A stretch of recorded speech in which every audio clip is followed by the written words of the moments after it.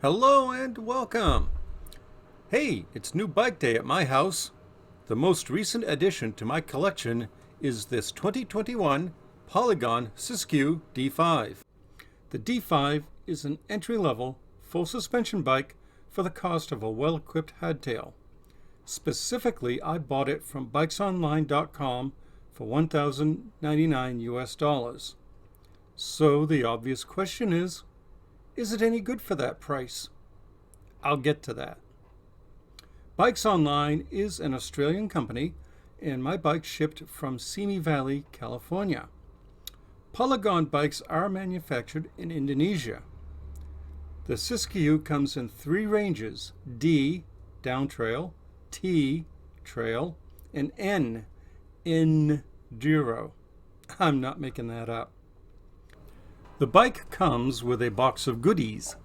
These goodies include an owner's manual, which is, I suppose, fairly self-explanatory, a pedal wrench, a small manual torque wrench, along with a set of bits, and these bits are all you need to put the bike together. That's kind of nifty.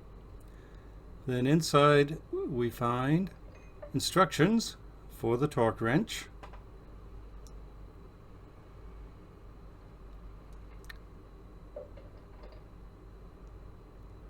a Bikes Online bottle opener / keychain, which is, okay, it's cheesy, but it's kind of fun. Then we've got an extra wheel reflector, alloy pedals with reflectors. I'll end up taking those off, I'm sure. More reflectors, because I suppose there's a law somewhere. And a neat bell.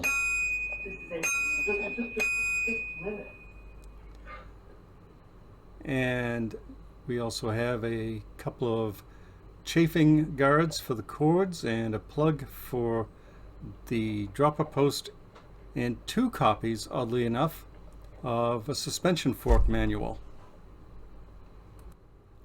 Here is the assembled bike, and the assembly was really easy. All I had to do was install the seat post with the saddle already attached, the handlebar with the brakes and shifters already attached, and the front wheel. Now the bike seems to be really well constructed, and it has nice welds all throughout. There are no blemishes in the paint or the graphics. The frame is Polygon ALX branded aluminum with a port for an internal dropper post upgrade.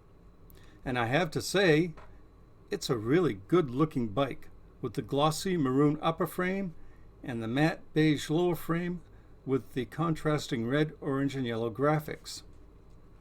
Up front, the bike sports a house brand Entity 760mm aluminum handlebar and a 45mm Entity alloy stem.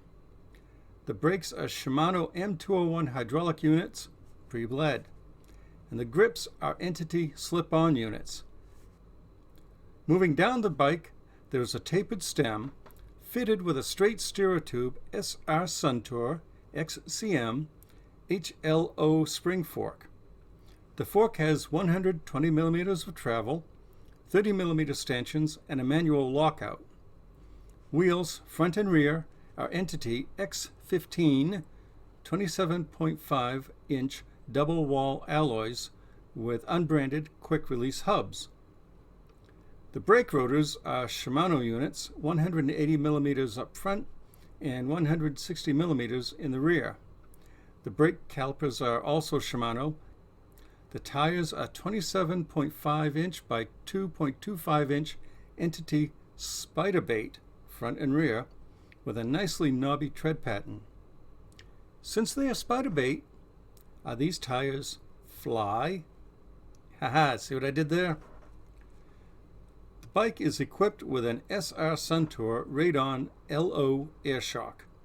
The shock has a manual lockout, but it lacks a rebound adjuster. And I also noted that the shock pivot points have torque settings printed on them. The drivetrain is Shimano Alivio in a 2x9 configuration. The trigger shifters, front derailleur and rear derailleur are all Alivio. The 9-speed cassette is a Shimano 11 to 36 tooth unit. The crankshaft is a Shimano Altus 2x set with 170mm alloy cranks and 36 by 22 tooth chain rings. The seat post and the saddle are also Entity branded, as is even the quick release clamp. So we've established that the bike looks good and that for its price it's fairly well equipped. But what really matters isn't the looks, it's the ride. Okay, I say that, but I was attracted by the looks, let's be honest. As far as the ride goes, there's really only one way to find out, and that is to actually go for a ride. I mean, what a concept. With that said, let's go for a ride.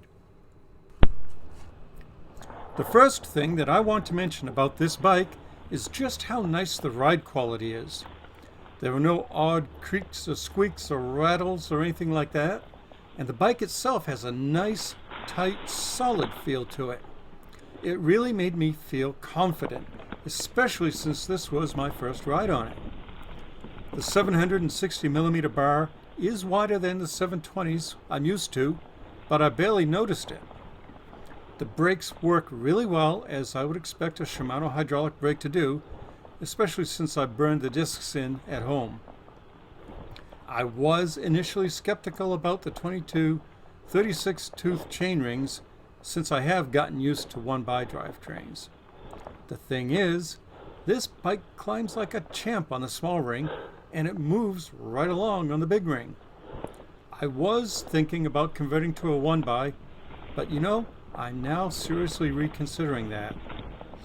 Honestly, I spent the vast majority of this ride on the small ring anyway. Now the bike arrived with a bit less than 50 psi in the rear shock. And that wasn't enough for my weight, which we need not elaborate upon. So I pumped it up to 100 psi, but that was too stiff. I settled on 90 psi for now. It would be nice to have a rebound adjuster on it, but I would not consider that a deal breaker for an admittedly recreational rider like me. I only have 3 upgrades planned for this bike. I have a Trans-X dropper post standing by, along with a Jaguar cable and a PNW lever.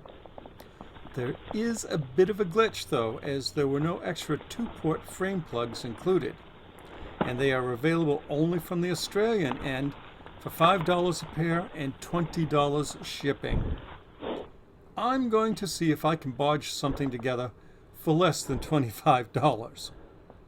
Now, if I were going to keep the stock seat post, I'd probably shorten it a bit to accommodate a lower low setting.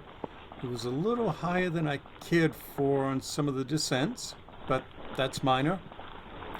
The other upgrades will be ESI extra chunky silicone grips, because I really like those grips, and a set of race face Chester pedals. In summary, I find the Polygon Siskiu D5 to be a fantastic bike and an extraordinary value for $1,100. It is a solid and comfortable bike for the money, and what things one might want to upgrade can be done so fairly easily. I am looking forward to many, many miles of trail riding on this bike, which I have named Sigrun. As soon as the trails open up here again, man, you can bet I'm going to be out on them. Now check out the links below if you want more content.